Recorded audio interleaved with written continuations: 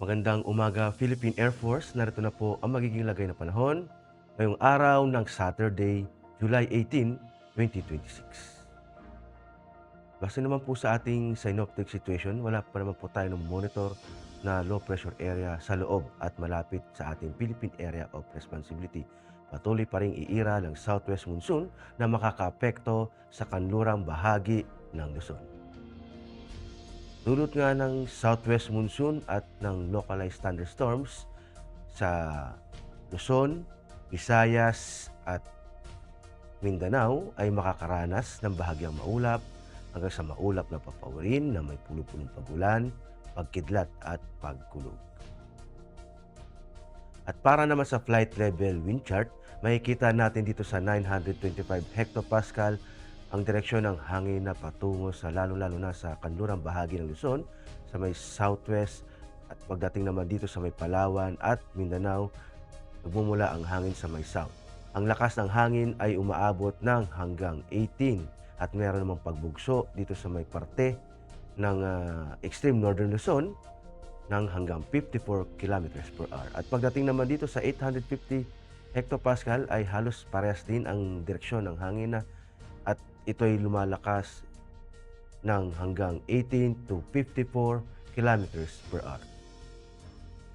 At pagdating naman dito sa 700 hectopascal, makikita natin yung direksyon ng hangin ay nagmumula ang hangin dito sa may kanlurang bahagi at ito'y mag-iiba pagdating sa may parte ng Mindoro, yung sa taas na sa upper part ay ito'y papunta ng northeast at ito'y may lakas na hangin na umaabot ng hanggang 18 to 36 kilometers per hour. At pagdating naman dito sa may parte ng Palawan at hanggang dito sa may Mindanao, ay makikita natin na biglang mag-north ang direksyon ng hangin at ito'y hanggang 18 kilometers per hour. Dulot yan ng ridge ng isang high pressure area.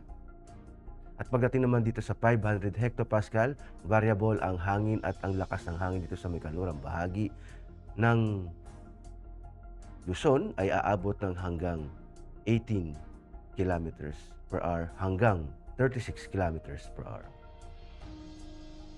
Para naman sa impact to flight operations, dulot nga ng southwest monsoon sa Ilocos Region, Apayao, Abra, Batanes, Pabuyan Island at Zambales. Ang main hazard nila dito ay yung moist southwesterly flow is expected to bring rainfall and gusty surface winds. Ang impact nito sa Rotary, reduced visibility, and gusty winds may limit BFR and low altitude operations. Wet helipads may increase operational hazard. Sa fixed wing naman, low ceiling, turbulence, and wet runway condition may result in flight delays, cancellation, or diversion to alternate airfields. Dulot ng localized thunderstorms sa Metro Manila at sa labing bahagi ng bansa, ang main hazard dito is yung afternoon convective development na magpuproduce ng gas fronts at ng mga heavy rainfall. Ang impact nito sa Rotary, downburst, strong winds, gust, and reduced visibility pose significant hazard to flight operations. Avoid flight in or near cumulonimbus activities.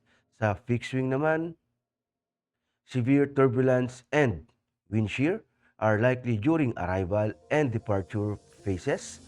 Aircraft may experience delays or require diversion to alternate airfields. At para naman sa astronomical information, ang araw ay sumikat kaninang 05:36 AM at lulubog din naman mamayang 6:29 PM.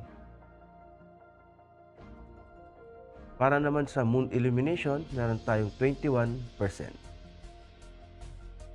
At para manatiling updated sa lagay at pagtaya ng panahon, i-follow lamang ang Air Force Weather Center sa mga social media accounts.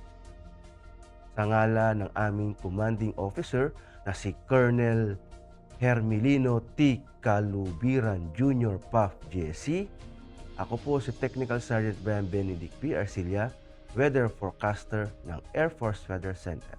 Maraming salamat po.